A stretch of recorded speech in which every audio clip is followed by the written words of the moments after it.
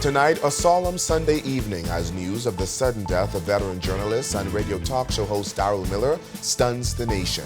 Plus, all eyes are on the Gulf of Mexico as meteorologists predict Hurricane Milton will strengthen into a major hurricane in a matter of hours, and it has its eyes set on the Florida coast. And later, we're back with another animal of the week. This time, a kitten is getting a second chance. Our news, the weekend edition, starts right now.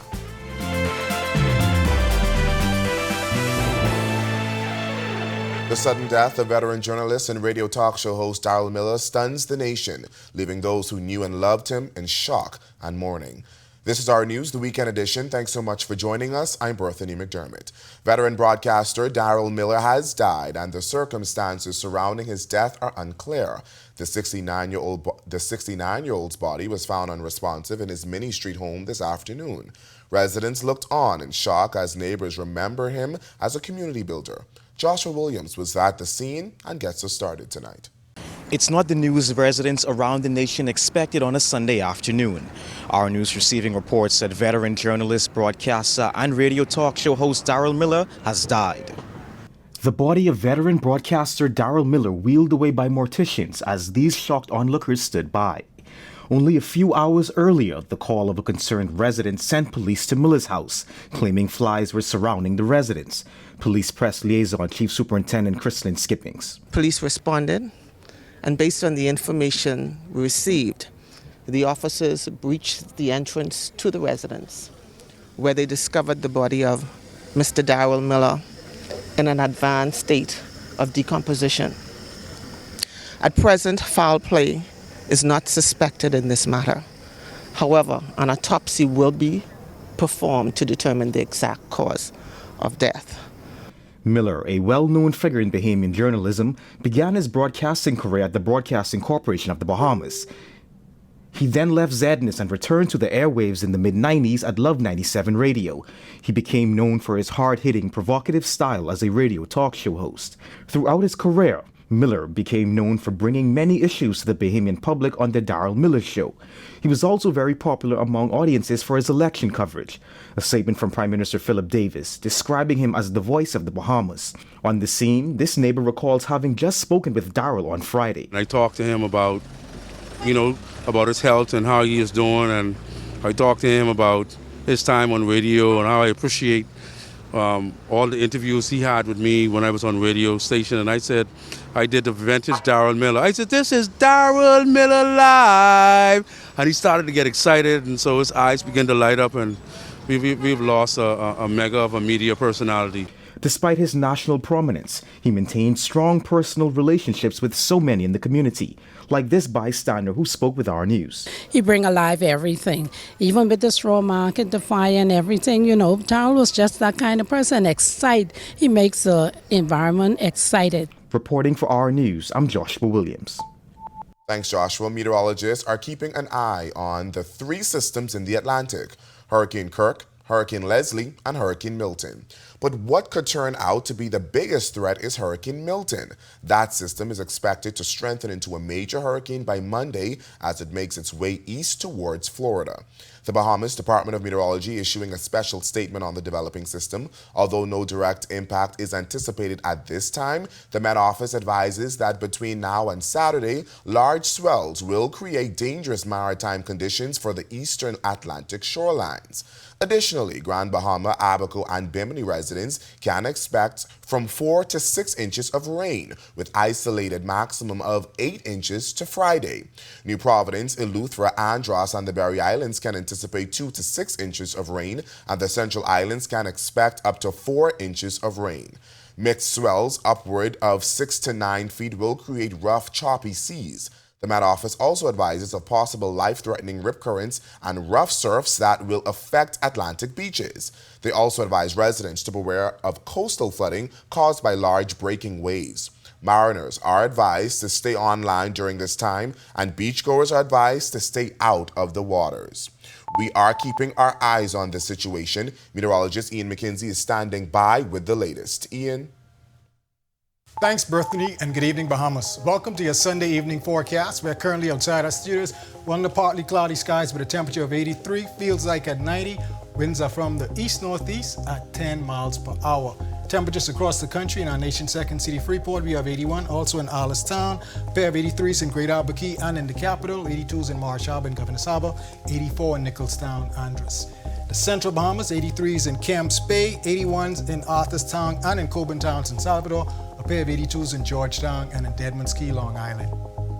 Southeast Bahamas, 84 in Duncantown as well as Matthewtown in Nagua, 82s in Colonel Hill and Delectable Bay, 83 in Abrahams Bay, and 85 in Providenciales, Turks and Caicos. Satellite imagery at this time, we have Hurricane Kirk as well as Leslie behind it, but closer to home area of concern is Hurricane Milton. Milton became a hurricane earlier today, is expected to move towards the east and then eventually impact portions of Florida. Now, the western portion, the Panhandle, has already been inundated with rainfall from Hurricane Helene earlier a few weeks ago, but now we expect another round of heavy rainfall, wind impact, coastal flooding, storm surge, all up and down the western portion of Florida area. How does it impact the Bahamas? Well, we can anticipate strong winds, fresh to strong winds across that area beginning Tuesday through about Thursday. Also, we can expect some rainfall, heavy to severe at times. But ahead of the system, we have a mid-level disturbance that should impact portions of the Northwest Bahamas, in particular extreme Northwest Bahamas, around Monday through Tuesday. Now here's the track for Milton. It's at Category 1. Should strengthen into a Category 2 by about tomorrow and become a major storm by about 8 a.m. on Tuesday. But I want you to pay attention now. Don't mark this as gospel. Okay, this is just a intensity track as well as, you just can't put too much into it. So just pray for your friends along the Florida coast.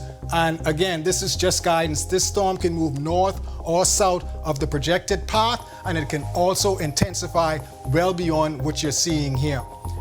This should impact us again, like I said, major wind event that we're anticipating through about Thursday. So small craft operators in the extreme northwest through about central Bahamas, we're asking you to remain in port from about Tuesday into late Thursday, early Friday.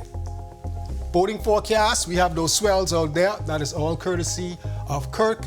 Caution in swells, rip currents for you swimmers. Winds will be east to southeast 10 to 15 knot, seas 2 to 4, but up to 7 feet offshore in those northeast easterly swells. High tide at 10:48 p.m., low tide at 4:51 a.m. tomorrow morning. And in your extended forecast, like I said, that mid-level disturbance ahead of Milton will give us some downpours Monday through Thursday. Then we'll get the feeder bands from Milton Wednesday, continuing and some clearing by Friday. Those highs only managing in the low 90s with your lows in the upper 70s, low 80s. That's a wrap in the evening forecast. Make it a great, safe, fun week, everyone. Thanks, Ian. Well, these latest developments renewing the urgency for action amid a worsening climate crisis. Following another impassioned plea for action from Prime Minister Philip Davis in New York last week, Foreign Affairs Minister Fred Mitchell telling us it seems larger countries are finally getting the message. It comes amid the reality of a climate dilemma that has pushed the Earth's temperature past a critical threshold of 1.5 degrees for the entire year. Mitchell says all eyes are on the U.S. presidential election to determine that country's response to the climate situation. So I think people finally get it. The problem all of us are watching for is it requires the leadership of the United States government. And we have coming up an election on the 5th of November in the United States, and much of what happens after that depends on who survives that contest. So as a general proposition, I think the world gets it. It's moving in the right direction, but of course, that's the fly in the ointment, the 5th of November.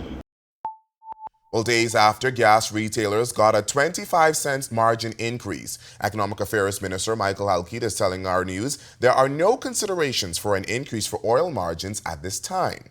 Back in September, Focal Holdings Chairman Sir Franklin Wilson signaled that 3 oil majors will likely now push to increase their own gasoline and diesel margins, which haven't changed in decades. Wilson, who heads the petroleum product suppliers under the Shell brand, said it was noteworthy that both his company, Esso, and Rubis have not enjoyed an increase in their own gross profits margins for some 20 years. But Alquita says no applications were made to the government. That matter has not formally come before us. We saw a comment in the newspaper, but that matter has not formally come before us. And, I would say that the philosophy that guided our discussions with the retailers would be the same. We look at the overall picture and the ability of the economy to absorb additional costs. A 20-year-old man is in hospital tonight following a shooting incident in Greencastle, Eleuthera around midday Saturday. Police tell us the injured man was taken to a nearby clinic to be treated for the gunshot wound to the upper body. He was later flown to the capital for medical treatment due to the severity of the injury. Police are asking anyone with information to reach out to them. Well, in lighter news tonight, Exuma residents will be the first to take part in the Home Sweet Home program. It's an initiative launched under the Tourism Corporation and the Bahamas Development Bank to empower Bahamian property owners to join the vacation home market. The program provides incentives, including a combination of loan and grant funding. The initiative provides an initial injection of $2.2 million. Deputy Prime Minister and Minister of Tourism Chester Cooper says this will help fill the gap.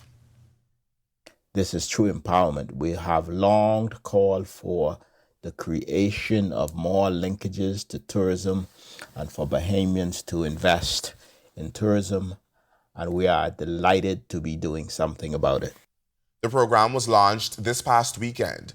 Eligible Bahamians must have full ownership of their property to serve as a vacation home rental. The Exumas and Ragged Islands MP is calling for Bahamians to get involved in the tourism sector.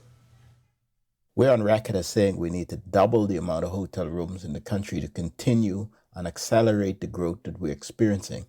And we believe this is a quick way to do that. And therefore, we are calling on Bahamians to open their homes. When our news weekend comes back from the break, the Bahamas Alzheimer's Association is raising awareness through a memory walk and health exhibition. We'll tell you all about it. And it's Youth Month. The Ministry of Youth is showcasing what young people bring to the table. That's coming up when our news weekend returns. Are you or a loved one under medical care? Do you need affordable medical supplies? Ports International is the largest home healthcare supplier. Medical supplies at the very best price, and you can even shop online. From hospital beds to wound care, wheelchairs to walkers, Ports is a one-stop shop for your medical supplies, and we accept insurance. We have online shopping and 2 locations to serve you, at the Airport Industrial Park and Shirley Street. We also ship to the Family Islands. Shop online and visit us on Facebook. Call Ports at 377-1771.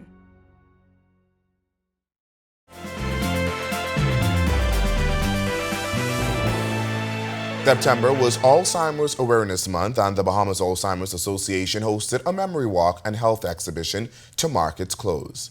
The event was based at Arwa Key with 150 participants walking from the exhibition to Rawson Square and back to the site. The Memory Walk is an event that Alzheimer's associations all around the world do on an annual basis. It is specifically to raise awareness for Alzheimer's, but also unlike a fun run walk or like a walkathon, it's at a slower pace. We're just moving slowly. You're able to have some of the actual persons living with Alzheimer's come out on the walk and support as well. With a mandate to provide advocacy, education, and support, President of the Bahamas Alzheimer's Association, Wendy Poitier, says initiatives like this encourage persons living with the disease or those with family members with the disease to not be embarrassed and create as many moments as you possibly can. Because we are trying to see if we can have a dementia-friendly society where persons are not ashamed to have their family members who have dementia, and persons who have dementia themselves are not ashamed, and they don't have that stigma associated with the disease to say, hey, well, I don't want nobody to know I have it, or, the person who is my family member, I keeping them locked up in the house, that type of thing. October is Youth Month, and in celebration, several youth ambassadors across the country paying a visit to the House of Assembly this week. Every year, the month of October is jam-packed with activities focused on highlighting their good work while empowering them to build a better Bahamas. One of the ambassadors is 25-year-old Liam Miller. Miller says he is pushing for young people to have better representation. We're here today in commemoration of National Youth Month. And the idea of National Youth Month is to show our young people that they have a voice and that they matter and that they deserve to be at the table. Also at the House of Assembly was a group of 12th graders from Bimini. They're a part of the inaugural school group that toured the Neil Ellis Library and Museum. For Youth Ambassador LaShante Sampson, it's all about nation building. Definitely, there are many activities that will be happening over the case of the month, and we would love for youth to show up, to be involved, whether it's official events by the Ministry of Youth, Sports and Culture or other events that other youth organizations are having. Still to come on Our News Weekend, a businessman hires 30 grand Bahamians as he introduces a new business to the Northern Island. Jazz and Anton get wins in their Division Series debuts. We'll talk about that next on Our Sports Weekend. Are you or a loved one under medical care? Do you need affordable medical supplies? Ports International is the largest home healthcare supplier. Medical supplies at the very best price, and you can even shop online. From hospital beds to wound care, wheelchairs to walkers, Ports is a one-stop shop for your medical supplies, and we accept insurance. We have online shopping and 2 locations to serve you, at the Airport Industrial Park and Shirley Street. We also ship to the Family Islands. Shop online and visit us on Facebook. Call Ports at 377-1771.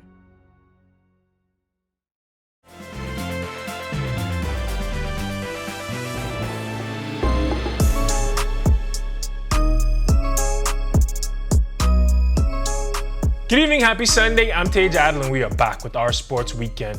The Major League Baseball Division Series matchups began last night. Bahamians on both of New York's teams started off with wins. Mets first base coach Anton Richardson's team started the evening off with a big 6-2 upset over the Philadelphia Phillies. Brandon Nimmo did the heavy lifting on offense with a couple of singles and a couple of RBI. Over in the Bronx, Yankees third baseman used his speed to secure the win. He went 1 for 4 with a single, but with the game tied in the bottom of the 7th inning, he hit a single, stole second, then beat the throw home on an Alex Verdugo single to right field to score the go-ahead run and secure the win. Yankees won that one 6-5. Anton and the Mets are wrapping up Game 2 against Philly right now. Jazz and the Yankees return to the field tomorrow. Meanwhile, Bahamians showed out on the gridiron and on the court last night. Let's see what happened. Prince John had easily the best game of his season as his Boise State Broncos smashed the Utah State Aggies 62-30 in their first game in the Mountain West. Prince had 4 catches for 58 yards on the blue turf to get the win. His teammate happens to be Ashton Jeanty, the best running back in the country. He had 13 carries for a jaw-dropping 186 yards. Over in the NBA, Kai Jones and his LA Clippers played against Buddy Hield's Golden State Warriors. Kai had 4 points, 6 rebounds, 3 assists, and 2 blocks in only 22 minutes, while Buddy had 5 points in 17 minutes. They both came off the bench. Buddy and the Dubs got the 91-90 win. And before we go, Jonquel Jones and the New York Liberty tried to put the Aces away earlier today. Check out our socials for the results from that game. That is a wrap for sports on this beautiful Sunday evening. For Our Sports Weekend, I'm Tej Adderley. Have a great week. When we come back from the break, the Animal of the Week is back with a story of triumph. The details when Our News Weekend returns.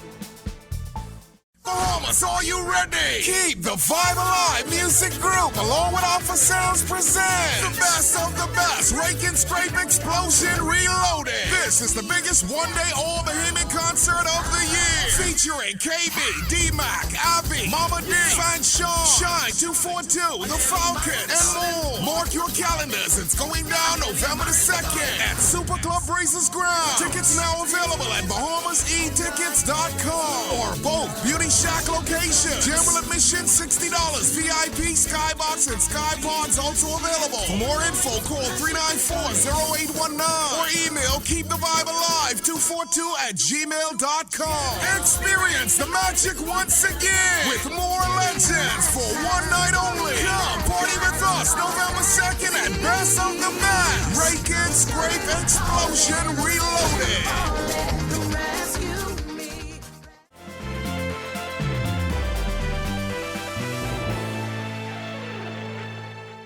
Welcome back to Our News Weekend. Despite Grand Bahamas' economic challenges, not all is doom and gloom. An investor has made a significant investment into that northern island by recently launching a luxury boat brand. Our Italia Hall spoke with the owner who shared his vision for the future. The founder and CEO behind the business, Exquisite Yachts, is Tamaz Hamor, who shares the idea to relocate to Grand Bahama began a few years ago as he and his wife sailed around the world for 11 years.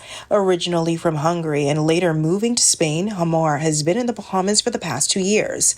His company specializes in luxury catamaran building with factories located in South Africa and Portugal. They're based in Freeport. The Exquisite Catamaran Center is located at the former Running Man Marina, serves as their hub for boat sales, charters, and repairs. We have here a marina and our service center behind me. You see some boats there that we're doing either warranty repairs or just upgrades, or some owners just keep their boats with us here.